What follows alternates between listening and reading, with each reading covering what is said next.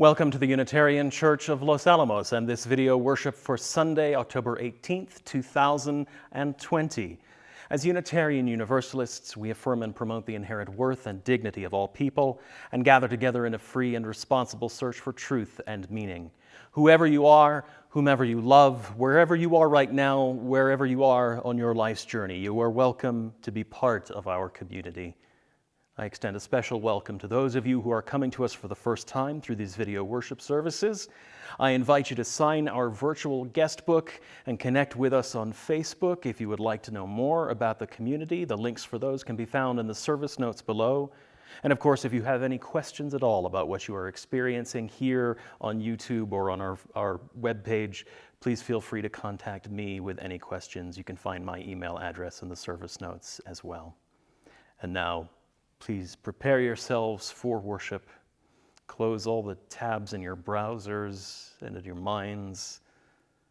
Sit or stand comfortably where you are. Feel yourself grounded in your space. Breathe in deeply. Breathe out. And let us begin.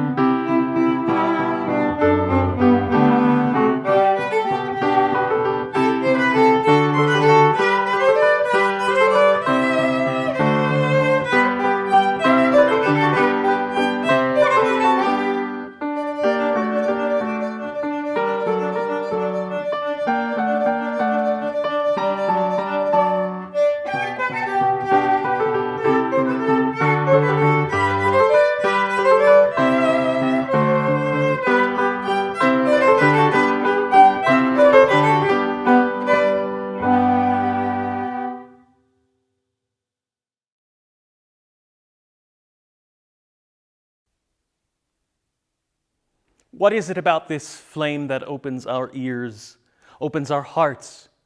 Come back to your center, it calls. Return to that quiet space we long for and that longs for us.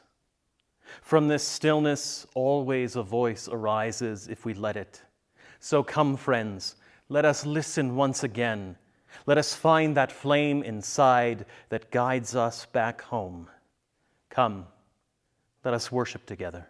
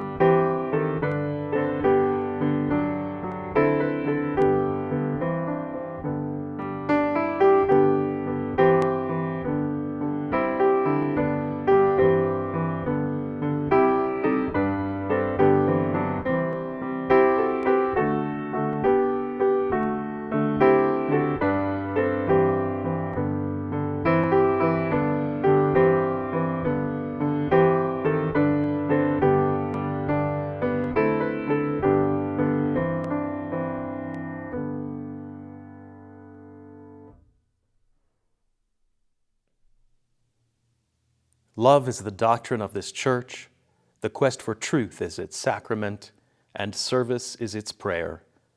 To dwell together in peace, to seek knowledge in freedom, to serve life in fellowship, to the end that all souls shall grow in harmony. Thus do we covenant with each and with all. A candle has been lit this week for Denise Benoit, who has been dealing with severe low back pain since July and will finally be getting lumbar fusion surgery in early November. She'll be out of work for 3 months afterwards. We light this candle for Denise, and I light these candles for all of our joys and all of our sorrows that we still hold in the quiet of our hearts. Let us be together in silence.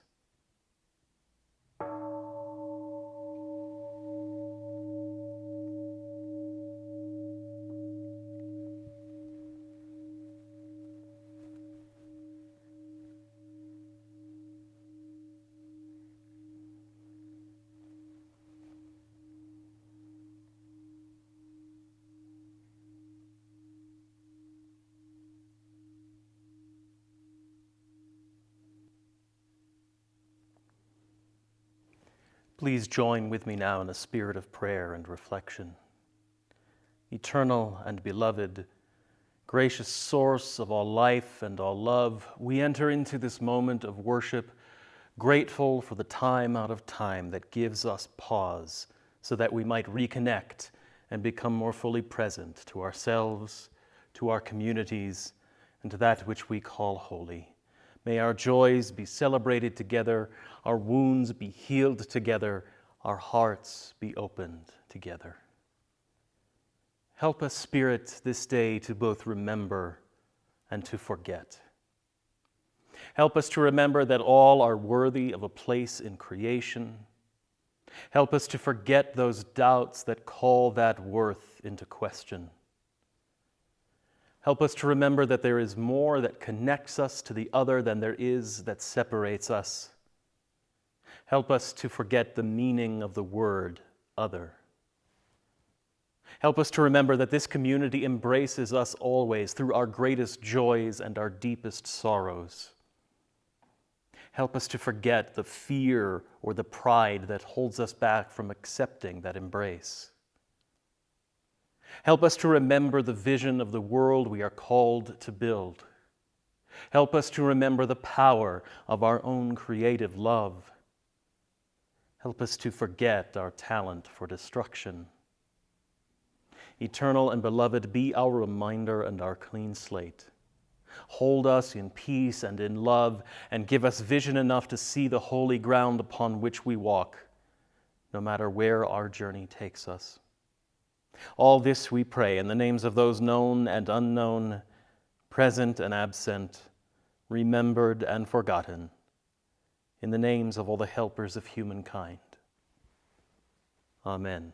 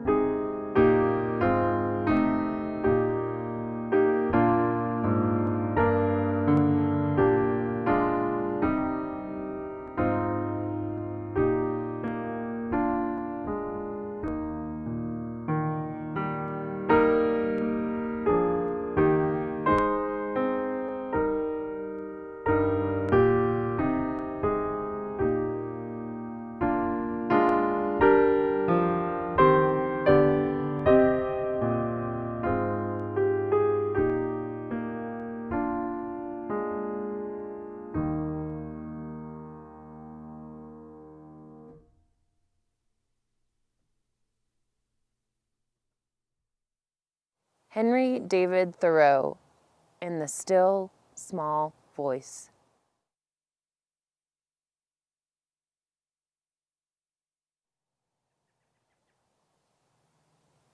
Henry sat in front of his little cabin on one of his 3 chairs, listening to the morning.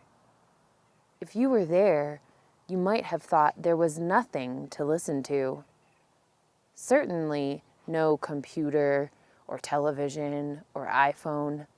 Those wouldn't be around for 100 years or more.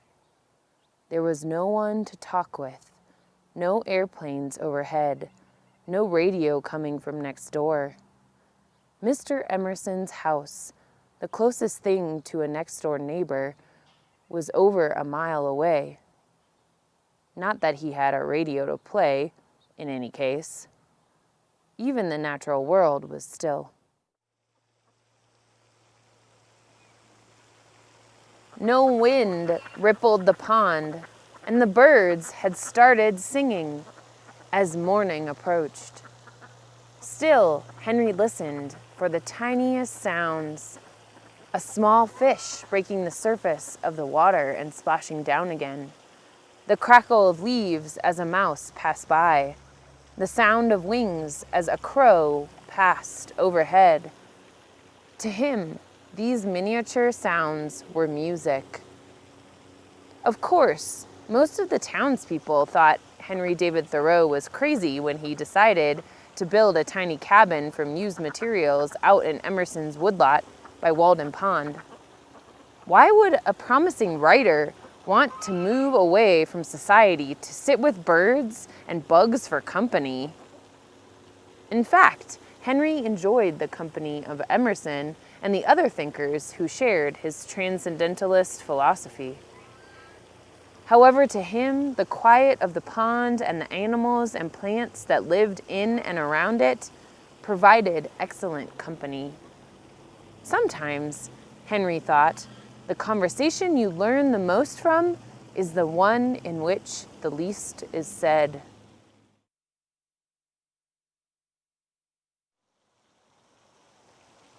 As he watched the rays of light glisten on the trees and on the pond, Henry thought about the biblical story about the prophet Elijah, who crawled off to a mountain cave to listen for what God wanted him to do. While Elijah stood outside his cave, a great wind whipped around the mountains, sending boulders crashing to the ground in the fury of its passing. But God wasn't in the wind. Then an earthquake rattled the mountain with a terrific rumbling, but God wasn't in the earthquake. Then came a fire, sweeping across the rocks and brush outside the cave, red and roaring and grand. But God wasn't in the fire either. Finally, after all the roaring and crashing, everything became quiet. Elijah stood there shaking, wrapped in his cloak, just waiting. And out of the silence came the still, small voice of his God. I'm not at all sure, thought Henry, that I believe in that God of the Bible, the one who chatted with Elijah. But whatever God is, I'm pretty sure I know it better out here in the quiet than I would through any ranting sermon. Maybe God is speaking to me in the small voice of the jumping fish and the rustling leaves, the still pond and the stars in the sky. Maybe I hear God when my heart is still and I can listen with my very smallest inner ear. Maybe... And his thoughts drifted off with a small breeze that came and ruffled his hair and rippled across the quiet lake.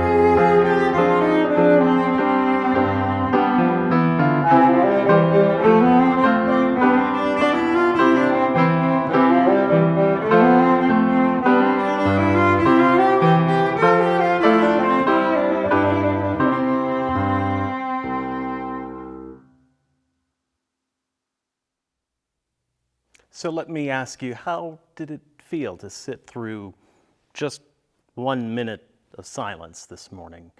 Silence without the gong to fill up the space. Silence of just me sitting there engaging with you. Was it a little awkward? Did it feel a little uncomfortable? Did you fidget a bit where you sat? Did you find yourself needing to make some sort of noise to fill up that quiet space? Did you start a conversation with a child or a partner or a pet even? Or did this just become time for you to get up and go get that other cup of coffee and come back and sit down, hoping it would be over soon? Or are you one of the fortunate ones who can sit comfortably in silence with another person and breathe and just be? Silence is one of the key tools we have to engage in our practice of deep listening. But I wouldn't blame you if you felt uncomfortable using it. Silence is a misunderstood and often misused tool. I was completely unsurprised in my preparations for this week as I went looking around for even just a little bit of poetry that I might use to set the mood as a reading for this talk about silence, to find that most of the poetry I found, with silence as its theme, used silence as a metaphor for death. We fear silence. It is unsurprising. I notice this fear quite a bit. I notice it most awfully when I'm working in the performing arts sphere. Live performance builds up a lot of anxiety in performers. Seasoned performers, yes, and amateur performers especially. There is an anxiety response to being exposed in front of an audience and a fear that you might forget your lines, and the fear response kicks up all those fun brain chemicals for us, the endorphins and the serotonin, the dopamine, the adrenaline. All of those go on the increase when we're in a performative space, and that chemical rush in our heads due to that anxiety leads to a sense of what they call time dilation. Our internal clock is thrown off by the increase in our heart rate, and so we experience that as a slowing down of time. 1 second of silence then feels like an eternity. The longer we are quiet on stage, the more anxious we get because of that slowed down sense of time. And the more that anxiety rises, the more it loops back into that sense of time dilation until the quiet feels slower and slower. And the upshot of all of this is that performers fear that they will appear unskilled to others in those moments of silence. If it's quiet, people will think, I don't know my lines, and so as a counter to that, they will jump on cues as fast as possible until it appears they are just parroting back memorized lines instead of engaging in a simulation of a real interaction with another person. And the result is that in the quest to not appear unskilled, the performer appears unskilled. Now, with that in mind, consider the nature of our everyday conversations. Our conversations, as we are trained to have them, are transactional in nature and thus something of a performance in themselves. There is a script we follow, even if we're making up the lines. You talk and then I talk. You talk and then I talk. And in this transactional conversation that we are ingrained to engage in, we are trained to fear that silence because, much like an actor, we are afraid we will seem unskilled. In the silence, people might perceive us as uncaring, unengaged, uninformed. There is an anxiety that is built into that transactional form of conversation that leads us to feel that same sense of time dilation and the anxiety that comes along with that. And now in these pandemic times, we add Zoom and other video conferencing apps into the mix with all the worries that come about technical malfunctions that might result in silence. Our communication anxiety is just skyrocketing more and more. And in all of that anxiety, we find ourselves rushing to fill what we perceive as empty space, the empty space that will lead others to think we are unskilled and uncaring, the empty space that the broadcasting industry so morbidly calls dead air. There's that death metaphor again. And in the rush to fill that dead air so that we don't appear uncaring or uninformed, we most likely will come across as seeming uncaring and uninformed. Studies show that we spend 40 to 60% of our time listening in conversational transactions, but in the end we only retain about 25% of what we hear. Because instead of listening to understand, instead of having a relational conversation, we're engaged in that transaction and we are working on our reply. And so we live into an understandable gap between our hearing and our understanding. There is a gap between what we hear and what we understand. So how do we counter this? What do we do to change our practice of listening to transact instead of listening to relate? Where do we begin? We begin, rather uncomfortably, by leaning into that very thing that we fear so much. We begin by embracing silence, embracing it as a tool for understanding. As a director, I spend a lot of my time reading scripts to analyze them and working with actors and rehearsing them, asking the question, all right, now where does the silence go? It is a tool to be used in our communication. How can we strategize the use of silence to shape people's perception of the story we are trying to tell and drive the message home? In my improvisation work, too, silence is a necessary tool. When we are getting too undisciplined in our performance, we will often tack on a deliberate time of silence to our scenes in order to work on increasing our listening capacity again, to grow more disciplined in our listening. Often a minute, like we experienced in our reading time this morning, a minute before speaking. And in that minute of silence, we are able to shed all of our nervous habits, all of our preconceptions about who we are and where we want a scene to go, shed our ego so that we can build a relationship in the scene that has the ring of truth to it. In the silence of performance, we shed ego so that we can build relationship. Now, back in the everyday world, I know that one way we can transform the world for the better is by building one deep, truth-grounded relationship at a time. And it is silence that is the tool that gets us to that depth and the grounding of that truth. It is that silence we need in our daily interactions as well, not just in the world of performance. But even in our daily interactions, the question of my director brain stands, okay, where does the silence go? And the answer is quite simply, the silence goes into the gap between our hearing and our understanding. The silence is the bridge.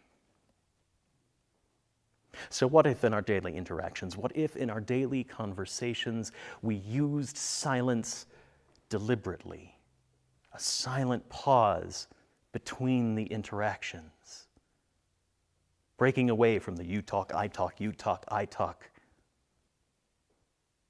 so that we can get to the understanding.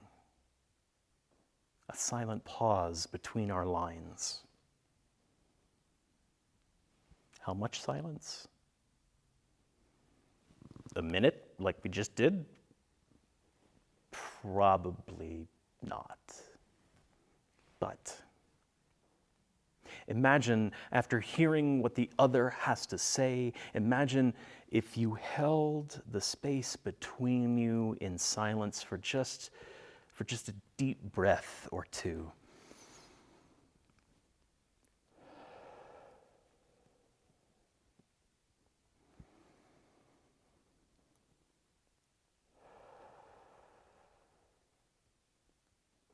Just enough to create a space where you can shed some of your anxiety, shed the insertion of your own ego into the conversation, and create a space for the other to just be right here, right now, with you,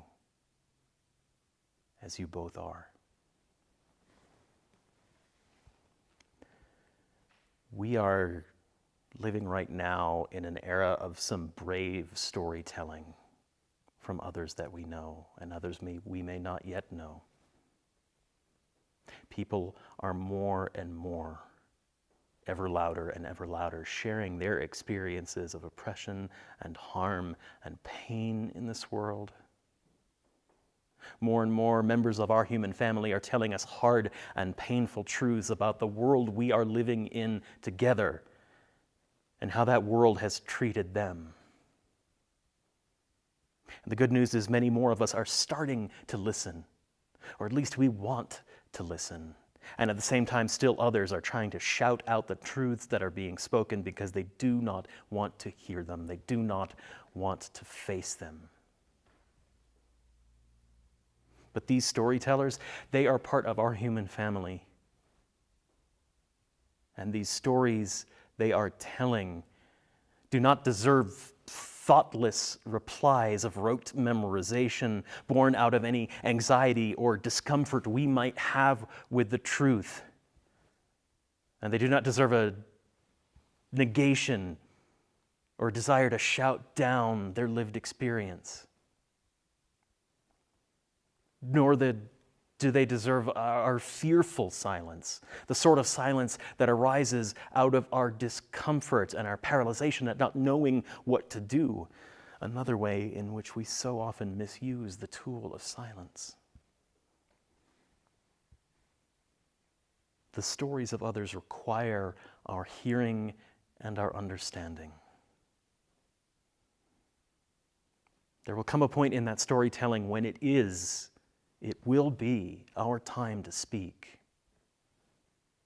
And if we have held that silence with respect, if we have used it to bridge the gap between our hearing and our understanding, then and only then can we speak with respect for a truth that is not ours, but that we are yet still accountable to.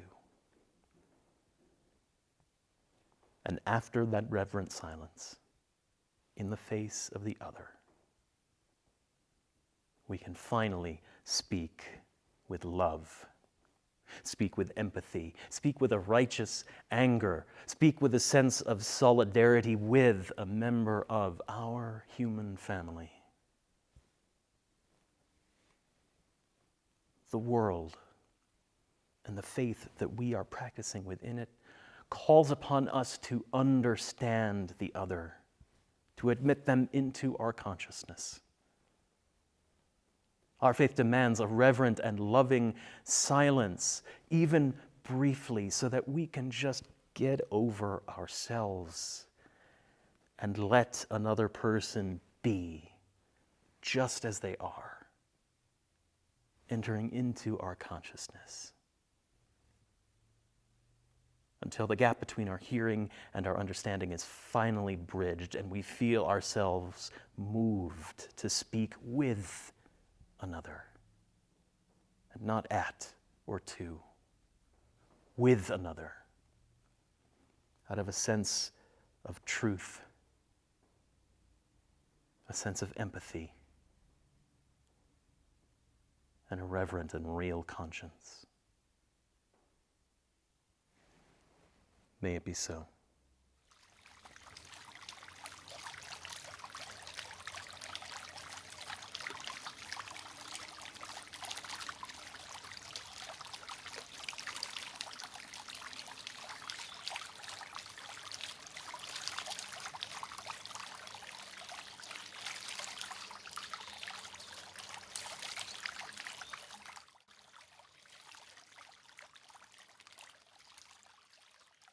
Before we close our service, it is time to give something of ourselves to the larger community we are part of.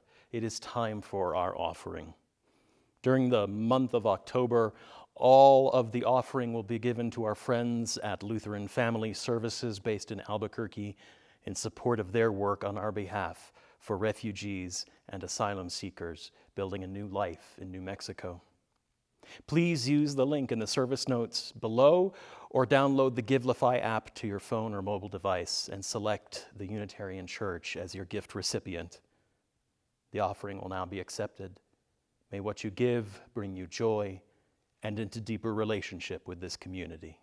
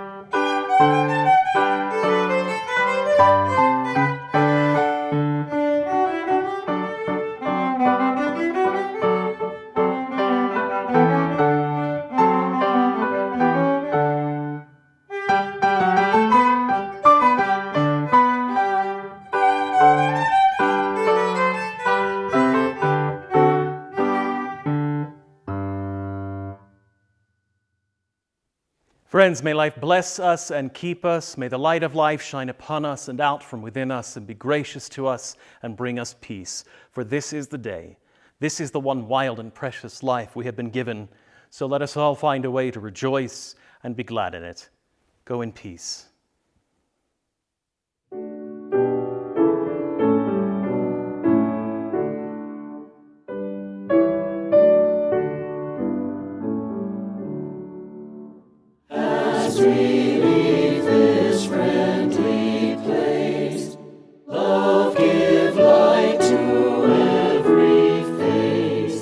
May the kindness which my God.